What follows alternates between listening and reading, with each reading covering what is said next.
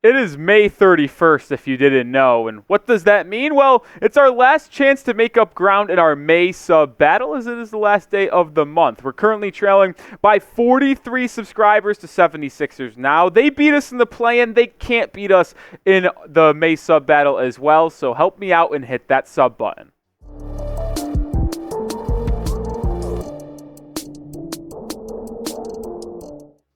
I'm Nic Rohloff. This is the Heat Report by Chat Sports. We're talking Heat free agency rumors today. We haven't discussed these that much. We focused on trades and draft, but the Heat do have 4 impending free agents, and this is not even including Kevin Love, by the way, that we do need to talk about. Caleb Martin has a player option. Delon Wright and Patty Mills are both unrestricted free agents, and then Thomas Bryant also has a player option. We have some interesting notes on them. We'll start with Caleb Martin because he's probably the most well-known and high-profile free agent that Miami has. He has a $7.1 million player option this upcoming season, and I doubt that he is going to opt in because there are rumors out there he can get close to $13 million on an annual average salary. But Caleb does want to stay in Miami, at least that's what he said. He said that everybody knows I want to be here. I make that known. That's my goal, is to be able to stay here, make it work. I want to be here as long as possible, and for them to want me to come back, that is my main goal. Now, I'll say this, though.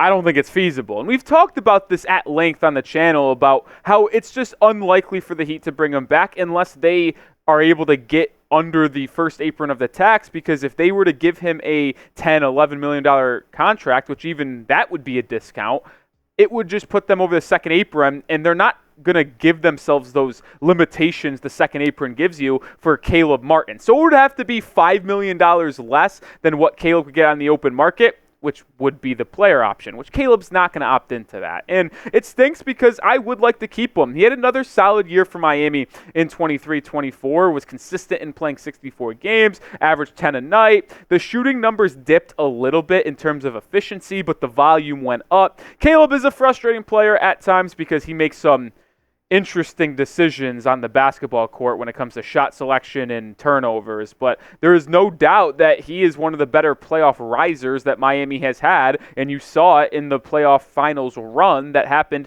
a year ago.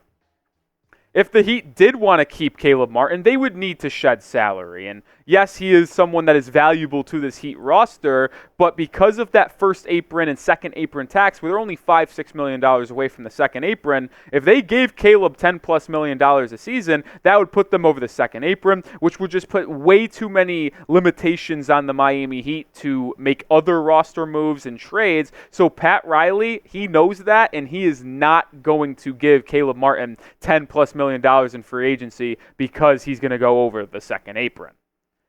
So that takes me to this. Will Caleb Martin leave in free agency? I think it's all but likely, and kind of like 98%.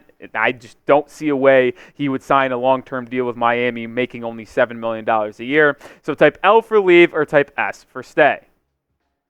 Let's shift over to Delon Wright now, because he is also an unrestricted free agent, and he is someone that I thought played pretty well down the stretch for Miami.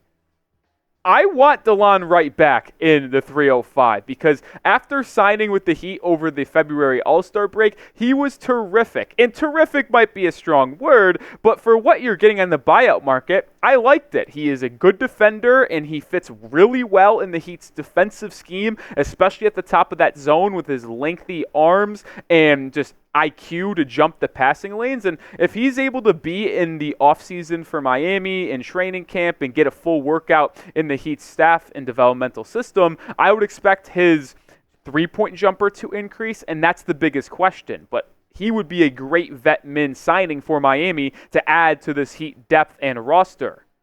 I mean, he was solid last year, man. 5.4 points a game in 14 games played. Yes, the efficiency isn't there, and he's not the best offensive guy, but I do think in a pinch he could be your primary backup point guard. I really do believe that. And he was able to do a lot of nice things, not only in the regular season, but in the playoffs as well. Obviously, the Heat lost 4 out of 5 games to the Boston Celtics, but he was playing a big part in those games. He played in 4 out of those 5 games. Remember, he missed, I believe it was game 3 or game 4. I think it was game 3 because of the birth of his child. So in the 4 games Delon Wright did play in that series, he played 20-plus minutes in every game. He shot 60% from the field. Yes, limited, but did shoot 60 from both 3 and from the field. He also had 7 assists, 4 steals with 0 turnovers. He played a high brand of basketball for the Heat against the Celtics when they really needed anyone to go out there because of how many injuries they were facing. And Delon is open to returning as well. He said it was a fun experience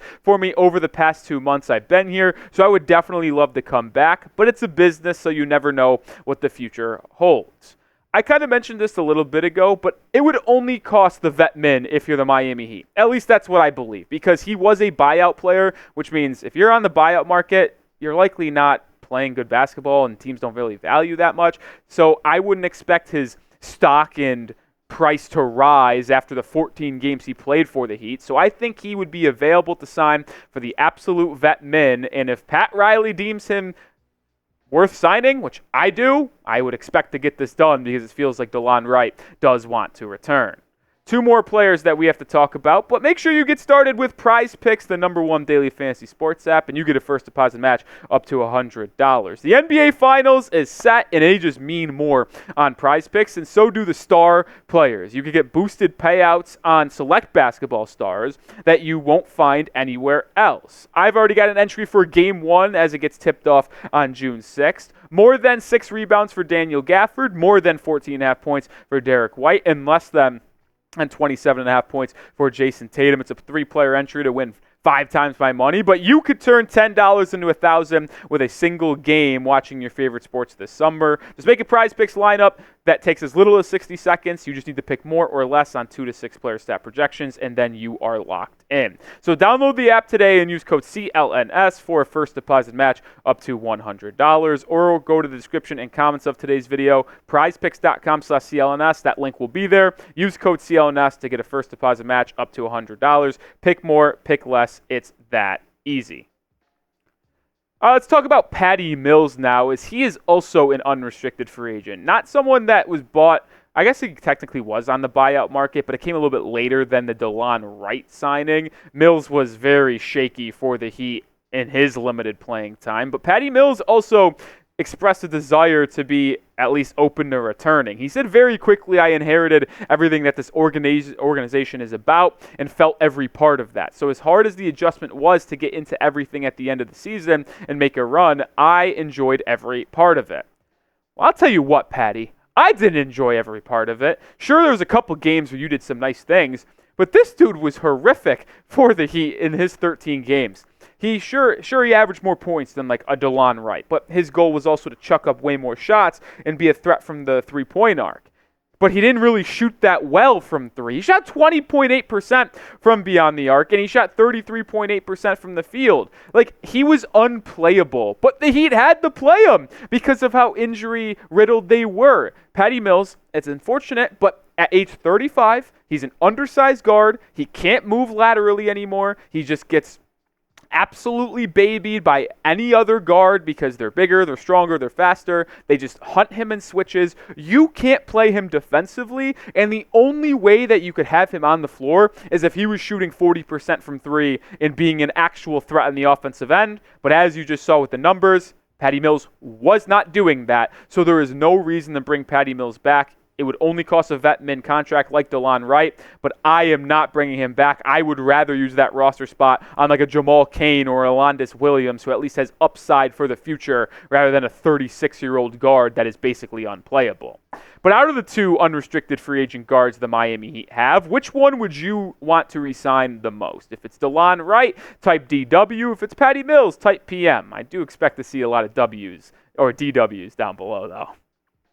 All right, last player we're going to talk about is Thomas Bryant, the center, who has a $2.8 million player option. And is this a little harsh to say, but I'm hoping he declines. Like, Thomas Bryant wasn't that good for the Heat in 2023-24, and he was expected to be Bam's backup, but it ended up being Kevin Love because of how ineffective Thomas Bryant was. He was a offensive-minded backup center, not the most defensively inclined, but he struggled on offense, only averaging 5.5 a game, shooting 57% from the field, which is fine. But for some reason, and if you watch the watch parties throughout the year with me, you would know how much this pissed me off.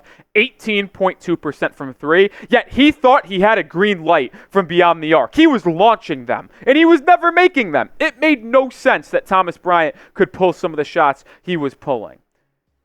He was a disappointment. Thomas Bryant was not good for the Heat. That's the only way you can at least summarize his one-year tenure with Miami. You brought him in on a 1+1 deal that was cheap to see if you had something. The Rochester, New York native has had success in the past on the offensive side, and they were hoping getting him in this Heat staff and system would allow him to be better on the defensive side of the floor. But he couldn't move his feet. He struggled getting rebounds, and overall, he just was not an adequate backup center to Bam Adebayo, which forced an older Kevin Love, who wasn't expected to have that large of a role this year, to be your primary backup center.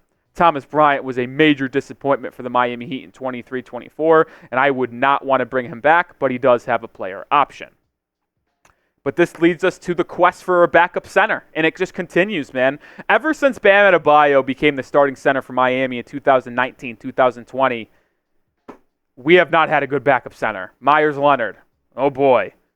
I almost said Bismack Biyombo. Might as well play for like Bismack Biyombo. Dwayne Dedmon. Goodness gracious. Now Thomas Bryant. We just have simply never had a good backup center under Bam Adebayo. It's time to change that. Can we find one free agency? Can we find one in the free agent market? Either way, one of the biggest needs for the Heat is a center that can play alongside Bam if need be, but also be the primary backup, because the centers we've been working with over the past 4 seasons have just been an absolute disaster.